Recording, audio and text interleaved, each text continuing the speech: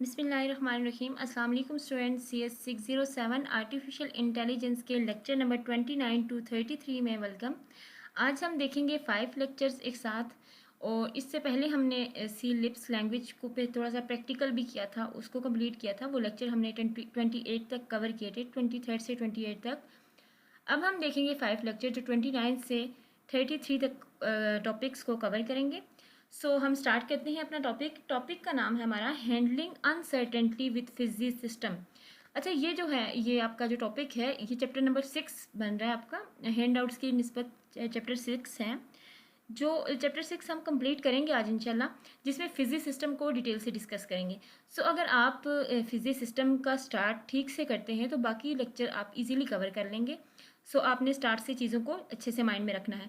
पहला टॉपिक है हमारा handling uncertainty with physics system.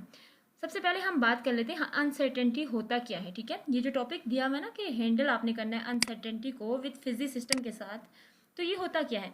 तो देखो, अनसर्टेनिटी क्या होता है कि जब आपके पास किसी चीज़ के बारे में फुल नॉलेज नहीं होता, जब आपके पास इंफॉर्मेशन पूरी नहीं होती, ठीक है, नॉलेज पूरा नहीं होता, क्वेश्चन का आंसर कंप्लीट नहीं होता, उसको हम बोलते हैं अनसर्टेनिटी। यानी आपके पास पूरा आंसर नहीं है। अनसर्टेनिटी विद फिजिनेस में आपके पास कुछ एग्जैक्ट आंसर नहीं होता, आप एग्जैक्ट आंसर नहीं बता सकते। यानी ऐसे आपके पास एक गैर यकीनी सूरत हाल होती है। इसमें आपको आर्टिफिशियल इंटेलिजेंस क्या कहता है, आर्टिफिशियल इंटेलिजेंस आपको इसमें फिजियोलॉजिक की मदद से इसको सॉल्व करने के लिए कहता है, क्योंकि आपके पास एग्जैक्ट आंसर नहीं होता, अनसर्टेनिटी काम हो रहा होता है। ठीक है, अब अगर मैं कहूँ कि अनसर्टेनिटी की डेली लाइफ से एग्जांपल आपको बताऊं कि इससे आपका कंसेप्ट क्लियर हो जाएगा, तो उसमें बहुत इजी एक एग्जांपल है। जैसे मैं कहती हूँ उमर इज़ टाल। ठीक है, उमर इज टाल, उमर तो टाल है, लेकिन मुझे ये नहीं कंफर्म कि टॉल कितना होता है। 5 फीट में हम टॉल कह सकते हैं, या 6 फीट को भी हम टॉल कह सकते हैं, या 7 को भी टॉल कह सकते हैं। ठीक है, तो हमारे पास उसकी एग्जैक्ट हाइट का हमें नहीं पता कि कितनी है। तो ये चीज़ एग्जैक्ट हम नहीं बता पा रहे कि ये टॉल है, लेकिन टॉल तो हमें नहीं पता कितना होता है। ठीक है, इस तरह से जो चीज़ें आपको पूरा नॉलेज नहीं देती, उसको हम किसकी मदद से सॉल्व करेंगे, फिजिक्स सिस्टम की मदद। ठीक है, फिजिक लॉजिक की मदद से हम इसको सॉल्व करेंगे। तो अनसर्टेनिटी बेसिकली ये चीज़ होती है। अनसर्टेनिटी इनपुट भी हो सकता है, अनसर्टेनिटी आउटपुट भी हो सकता है, अनसर्टेनिटी नॉलेज भी हो सकता है, जो आपको फुल नॉलेज नहीं देता, चीज़ों के मतलब फुल इंफॉर्मेशन नहीं देता। अब हम चलते हैं फिजी सिस्टम की तरफ, फिजियोलॉजिक। इसके बाद तो नेक्स्ट टॉपिक फिजियोलॉजिक का बनता था, यानी हैंड आउट में जैसे इसका सेटअप होना चाहिए था, तो वो फिजी सिस्टम को कर लेते या फिजियोलॉजिक को, तो वो ज़्यादा बेटर था। खैर, हम हैंड आउट्स की निस्बत चलेंगे। इसके बाद आ रहा है हमारे पास क्लासिकल सेट। फिजियोलॉजिक को अब हम बाद में डिस्कस करेंगे, क्लासिकल सेट को हम पहले डिस्कस कर लेते हैं। तो देखिए, क्लासिकल सेट क्या होता है। क्लासिकल सेट आपके पास होता है एक कंटेनर, लाइक आप इसको एक कंटेनर कह सकते हैं, या फिर एक बाउंड्री कह सकते हैं। एक बाउंड्री के अंदर या एक कंटेनर के अंदर रखे हुए तमाम एशिया, ठीक है, एक सेट कह लें या एक बाउंड्री कह दें, उसके अंदर रखी हुई तमाम जो जितनी भी चीज़ें हैं जो इस सेट का हिस्सा हैं, उसको आप कहते हैं क्लासिकल सेट। अब क्लासिकल सेट में हम क्या करते हैं, चीज़ों को क्लियर डिफाइन करते हैं। क्लियर डिफाइन करने का मतलब कैसे हुआ, ये आपको देखिए सामने डेज ऑफ द वीक नज़र आ रहे हैं, यहाँ आपको बाउंड्री भी नज़र आ रही है। इसमें देखिए मंडे, वेडनेसडे, फ्राइडे सारे डेज हैं। तो आपको ये क्लियर है, कन्फर्म है कि इस बाउंड्री के अंदर ये चीज़ है। यानी ये क्वेश्चन का आंसर आपको मुकम्मल क्लियर है कि डेज ऑफ द वीक यही हैं जो इस बाउंड्री के अंदर हैं। अब इस बाउंड्री के बाहर देखें तो यहाँ पर फिश भी है, मंकी भी है, कंप्यूटर भी है, जिससे आपका कोई लेना देना नहीं है। आपका काम किससे है, जो आपका डेटा उस बाउंड्री के अंदर मौजूद है। ये आपका एक क्लासिकल सेट है जो आपको कंप्लीट आंसर करता है येस और नो में। ठीक है, या तो आपका आंसर ठीक है या आपका आंसर गलत है, या आप तो आप बाउंड्री के अंदर हो या बाउंड्री से बिल्कुल बाहर हो। ये चीज़ आपको कराती है क्लासिकल सेट, जो आपको मुकम्मल तौर पर इंक्लूड करती है या मुकम्मल तौर पर एक्सक्लूड कर देती है। एलिमेंट्स को या तो मुकम्मल तौर पर ऐड कर देती है अपनी बाउंड्री के अंदर, या फिर कंप्लीटली बाउंड्री से आउट कर देती है।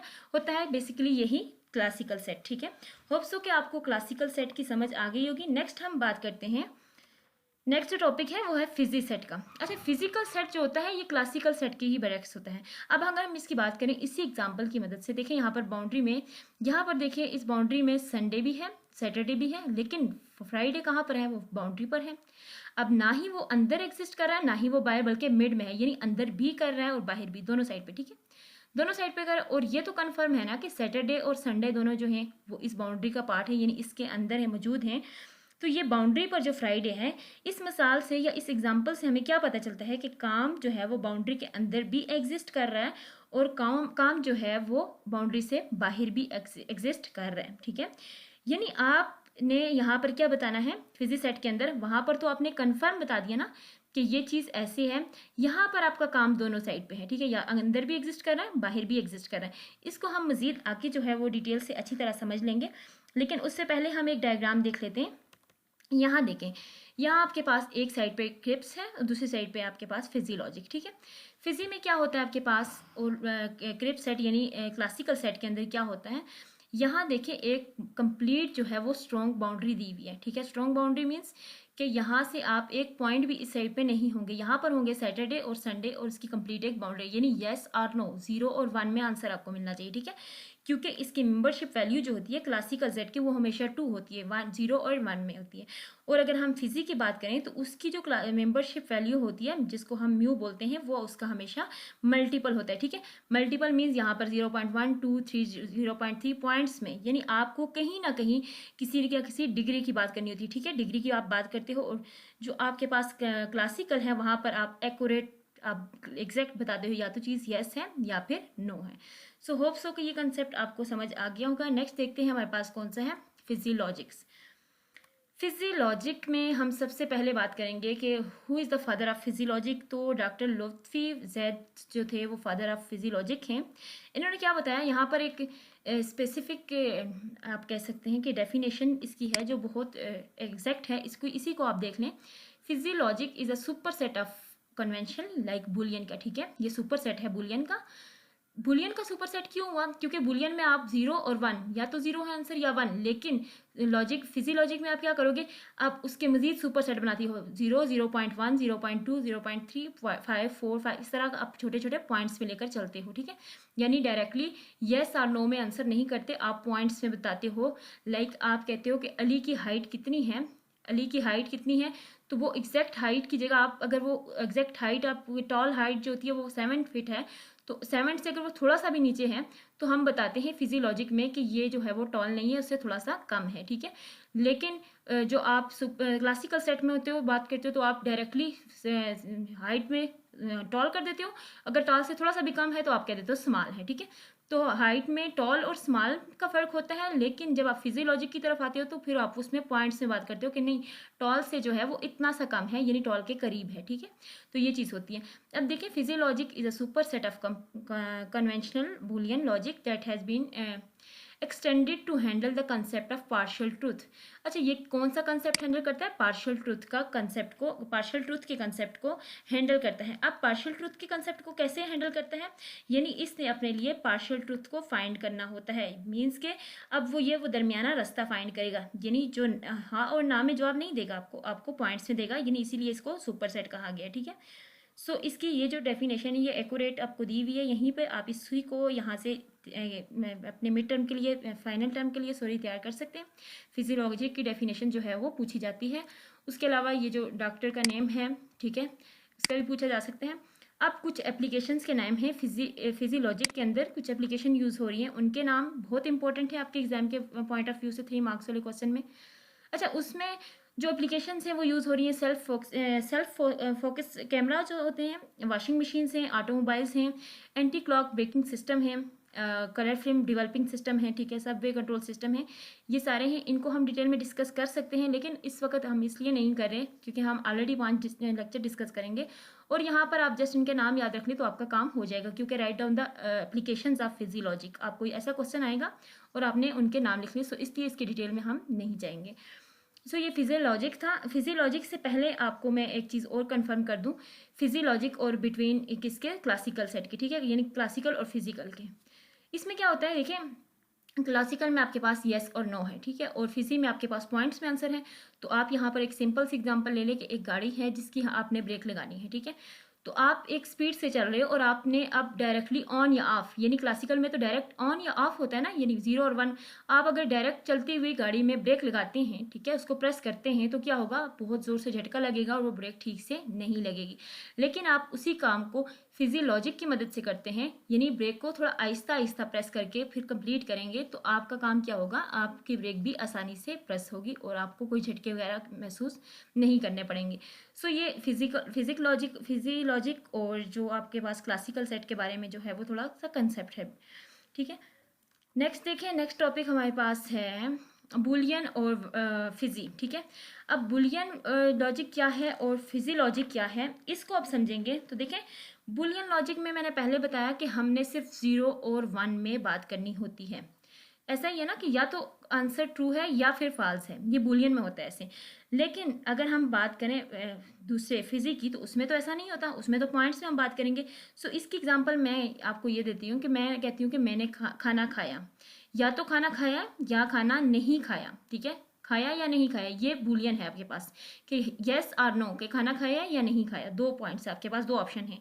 लेकिन अगर मैं बात करती हूँ कि मैंने बहुत कम खाना खाया, ठीक है, तो इसमें अब क्या है, इसका लेवल बनाने के लिए हमें फिजियोलॉजिकल की जरूरत होगी कि बहुत कम कौन सा लेवल है। अब कम का लेवल हो सकता है 1 चपाती भी कम हो सकती है, 2 भी कम हो सकती हैं, या फिर हाफ भी कम हो सकती है। अब मुझे लेवल का नहीं पता तो फिजी मुझे लेवल बताएगा कि हाँ, ये जो आप कम की बात कर रही है ना कि आपने कम खाना खाया, तो वो इसका लेवल इतना है या इतना है, ठीक है। अब यहाँ पर इन्होंने एग्जाम्पल एक दी हुई है जिसमें टॉलनेस बताई हुई है कि 0 पे यहाँ पर बताया हुआ कि 0 पे अगर है तो वो नॉट टॉल होगा, और यहाँ पर 1 पर है तो वो टॉल होगा, ठीक है। तो यहाँ से देखें, इस जो फर्स्ट मेन है यहाँ पर उसका पॉइंट 0 पे आ रहा है तो वो नॉट टॉल करार दिया जा रहा है, और यहाँ पर इसका पॉइंट कहाँ पर आ रहा है, 1 पे आ रहा है तो वो टॉल करार दिया जा रहा है, ठीक है। यानी वो उसकी हाइट जो है वो लंबी है। सो देखिए यहाँ पर येस और नो में डायरेक्टली आंसर हुआ है, ठीक है।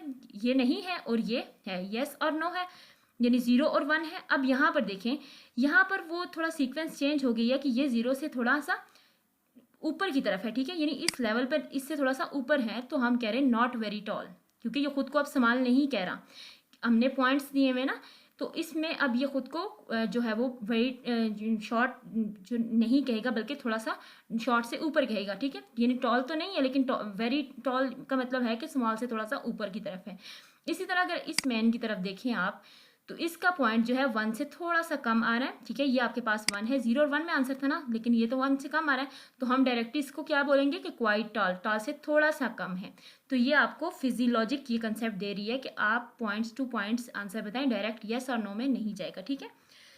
फिर उसके बाद है मेंबरशिप फंक्शन, जो आपको मैंने बता दी है कि मेंबरशिप फंक्शन आपके पास फिजियोलॉजिक का क्या है और किप सेट का क्या है आपके पास, ठीक है। दोनों के मेंबर फंक्शन आपको आने चाहिए। नेक्स्ट टॉपिक देखिए, नेक्स्ट है लॉजिकल एंड फिजी ऑपरेटर्स। अच्छा, अब हम ऑपरेटर्स की बात करें तो ऑपरेटर्स तो यहाँ पर जो लॉजिकल ऑपरेटर्स हैं वो तो बहुत सिंपल हैं, एंड और नॉट में, जो आप मैथ्स 202 में भी ऑलरेडी कर चुके होंगे। ये कंसेप्ट हम पहले भी किया था हमने CS 607 में।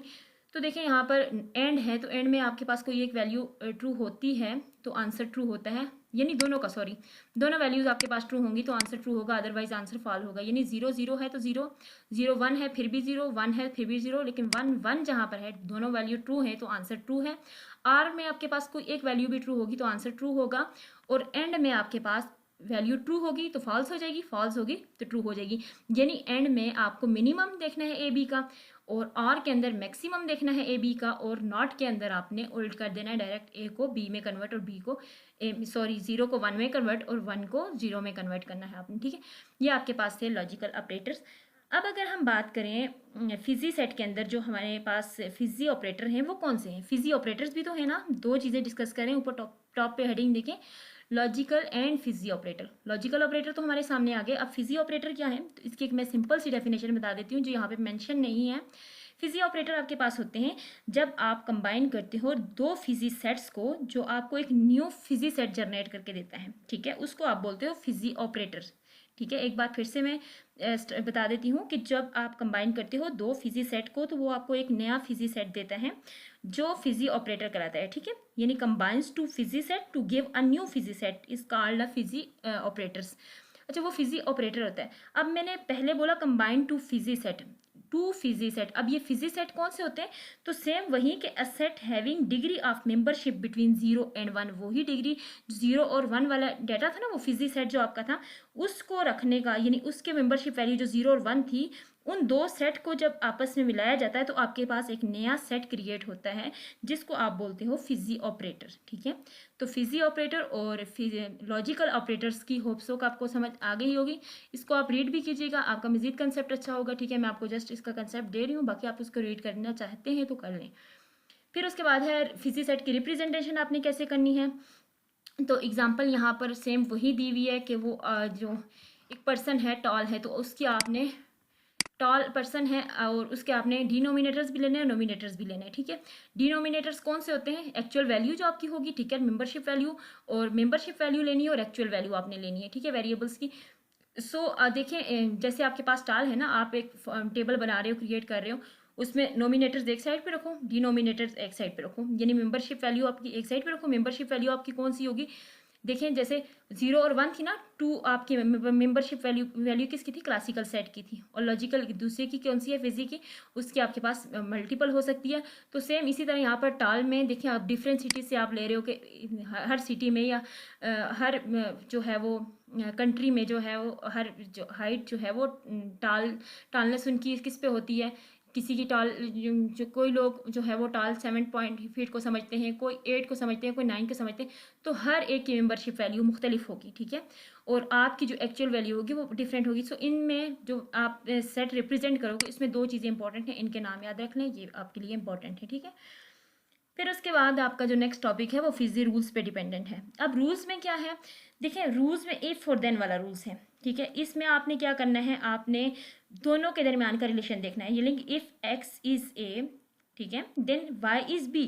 बी आपके पास क्या है, प्रपोजिशन है आपके पास। ठीक है, यानी फिजी रूल्स क्या होता है आपके पास, अगर हम जस्ट फिजी रूल की, तो इसमें आपने दो चीज़ों की बात करनी होती है, एक होता है प्रीमिसिस और दूसरा होता है कंक्लूजन। ठीक है, प्रीमिसिस और कंक्लूजन में आपने बात करनी होती है। फिजिक्स रूल्स जो होते हैं ये कंडीशनल स्टेटमेंट कहते हैं इसको। ठीक है, कंडीशनल स्टेटमेंट पे बात कर रहा होता है।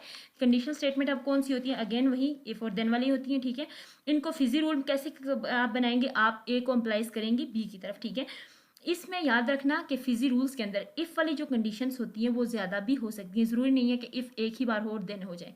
ठीक है, इफ भी ज़्यादा हो सकते हैं और देन भी ज़्यादा हो सकते हैं, दोनों चीज़ें ज़्यादा हो सकती हैं। लेकिन इसमें दो चीज़ें इंपॉर्टेंट हैं, एक है प्रीमिसिस, यानी प्रीमिसिस भी आपकी ज़्यादा हो सकती हैं, और साथ ही कंक्लूजन, जिनको सेकेंड नेम क्या दिया हुआ है, ये देखिए यहाँ पे कंसिक्वेंट दिया हुआ है, जो कंक्लूजन बोलते हैं, एंटीसीडेंट बोलते हैं आपकी जो प्रीमिसिस हैं उनको। ठीक है, और कंक्लूजन होता है, दो चीज़ें यहाँ पर ऐड हैं फिजी उसमें फिजी सेट में। ठीक है, फिर उसके बाद है फिजी रूल्स हैं, सॉरी, नेक्स्ट आपका है टॉपिक फिजी रूल के बाद Fiji inference system.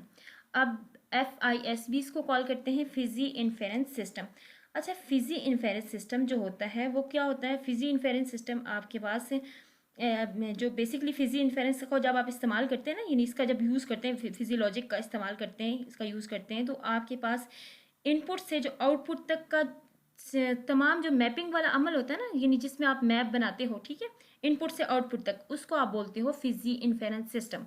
Once again कि the process of formulating the mapping from given input to an output using fuzzy inference. ठीक है, फिजियोलॉजिक, सॉरी, उसको हम कहते हैं फिजी इन्फेरेंस। यहाँ पर इसकी डेफिनेशन दी हुई है, लेकिन ये कुछ इस तरह से दी हुई है कि देखें, fuzzy inference system is the process of formulating the mapping from a given input to output using fuzzy logic. ठीक है, ये एग्जैक्ट डेफिनेशन आप इसको यहीं से कर लें कि फिजियोलॉजिक का इस्तेमाल करते हुए जितने भी आपके पास इनपुट से आउटपुट तक का जो मैपिंग का अमल होता है उसको आप फिजी इन्फेरेंस सिस्टम बोलते हो। ठीक है, ये फिजी इन्फेरेंस सिस्टम है। अच्छा, इसमें ये जो लास्ट लाइन है ये MCQs के लिए बहुत इंपॉर्टेंट है, इसमें से 2-3 MCQs बनने के चांसेस होते हैं। यहाँ पर इसमें कुछ डेट दी हुई है। ठीक है, इब्राहिम हमदानी उसने कैसे इसको ज्वाइन किया, ठीक है, और वो डॉक्टर का नेम भी यहाँ पर अगेन मेंशन है, कब बनाया, कैसे, ये टॉपिक आप इसको रीड कर लें, ये जस्ट थ्योरी है, थ्योरी के माइंड में रख लें, क्योंकि ये आपके एग्जाम के पॉइंट ऑफ व्यू से इंपॉर्टेंट है, इसलिए आपको बता रही हूँ कि इसको रीड कर लें आप। नेक्स्ट है 5 parts of fuzzy inference process. Fiji inference process के जो हैं वो 5 पार्ट्स हैं। कौन से पार्ट्स हैं, पहला पार्ट तो ये है कि आपने इनपुट करना है। ठीक है, जो कोई भी काम है आपने इनपुट करना है।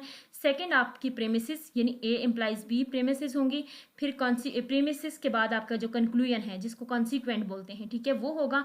कॉन्सिक्वेंट के बाद आपके पास जो कॉन्सिक्वेंट के जो सारे एग्रीगेशन रूल्स हैं वो सारे होंगे, और डिफेजिफिकेशन होगा आपके पास। ठीक है, अब यहाँ पर देखें, ये आपके पास रूल्स हैं, यहाँ से आप इनको अंडरलाइन कर लें कि सबसे पहले इनपुट हुआ, दूसरा आपके पास प्रीमिसेस हैं, तीसरा कॉन्सिक्वेंट है, ठीक है, जिनको आप कंक्लूजन बोलते हो। थर्ड आपके पास aggregation of consequent across the rules हैं। डिफेजिफिकेशन है आउटपुट, इनको डिटेल में करने की जरूरत नहीं है, जस्ट इनके नाम याद रखने की। Write down the 5 parts of fuzzy inference system आ सकता है, या write down the 5 name of fuzzy inference process, तो आपको ये 5 मेंशन करने होंगे। अच्छा, इसके बाद जो स्टार्ट होता है वो आपके पास है केस स्टडी। केस स्टडी आपके पास एग्जाम के पॉइंट ऑफ व्यू से तो बिल्कुल इंपॉर्टेंट नहीं है कि आपको पूरी केस स्टडी उठा के दे दी जाए, बल्कि हाँ, इसको अगर आप करेंगे तो आपका कंसेप्ट मजीद अच्छा होगा, क्योंकि ये लेक्चर का आपका एंड है, यानी पूरे लेक्चर का निचोड़ आपका इसमें इसको दे दिया गया है। आप पीछे कंसेप्ट आपको समझ आ गया तो फिर आप इस केस स्टडी को कर सकते हैं, ठीक है। इसमें एक डिफजिफिकेशन जो टॉपिक है ये दे दिया हुआ है लास्ट में, जिसको हमने देखा नहीं है, ना पहले पढ़ा और ना अभी, हम इसको देख लेते हैं कि डिफजिफिकेशन होता क्या है, ठीक है। तो देखें, डिफेजिफिकेशन एक ऐसा प्रोसेस होता है जो आपको कन्वर्ट करता है, फेजी वेरिएबल्स जितने भी होते हैं ना उनको क्लासिकल सेट के अंदर जो है वो डिवाइड कर देता है, यानी फाइनली आपको एक जो है वो सिंगल वैल्यू देता है, ठीक है। सिंगल क्रिप्स वैल्यू आप कह सकते हैं कि आपको एक सिंगल क्रिप्स वैल्यू जो देता है वो उसको बोलते हैं डिफेजिफिकेशन, ठीक है। ये आपको फाइनल एक वैल्यू रिजल्ट तक पहुंच जाता है। सो आप इसको इस तरह से भी इसकी डेफिनेशन बोल सकते हैं कि the process of converting fuzzy variables to crisp value, ठीक है। या फिर आप कह सकते हैं कि the process of converting fuzzified output into single crisp value with respect to a fuzzy sets, ठीक है। ये इनकी डेफिनेशन है, इनको आप लिख लें अपने पास, ये इंपॉर्टेंट है, दोनों की डेफिनेशन आपको आ सकती हैं। उसके अलावा फिर समरी है और कुछ एक्सरसाइज है, यहाँ पर आपका लेक्चर जो है वो कंप्लीट हो जाता है, चैप्टर नंबर 6 कंप्लीट हो जाता है। होप सो कि आपको चीज़ें समझ आ गई होंगी। अब आप इसको चाहें तो डीपली डिस्कस कर सकते हैं, पढ़ सकते हैं खुद हैंड आउट से। अगर तो मैं इसको थ्योरी एक एक वर्ड करके इसको पढ़ती, उसको ट्रांसलेट करके आपको दिखाती, तो फिर ये वर्चुअल यूनिवर्सिटी की जो वेबसाइट पे उसके ऑफिशियल लेक्चर्स हैं उनकी तरह ये लेक्चर भी काफ़ी लेंथी हो जाता। सो हमने कम वक्त में 5 लेक्चर्स कवर किए, और जो लोग डीपली करना चाहते हैं चीज़ों को तो वो वर्चुअल यूनिवर्सिटी की वेबसाइट पे जाएं, वहाँ से उसके ऑफिशियल लेक्चर्स लें ताकि आप चीज़ों को डीपली समझ सकें, क्योंकि कम वक्त में इतना ही हो सकता है शॉर्ट लेक्चर्स, जिसमें आपको जस्ट जो है वो कंसेप्ट दे दिया जाता है। बाकी आप इसको हैंड आउट जितने आप रीड करेंगे, जितना आप थ्योरी को देखेंगे अच्छे से, तो आपके कंसेप्ट जो है वो और मज़ीद स्ट्रॉन्ग होते जाएंगे। मिलते हैं नेक्स्ट लेक्चर में, आज के लिए इतना ही था। ओके, अल्लाह हाफिज़।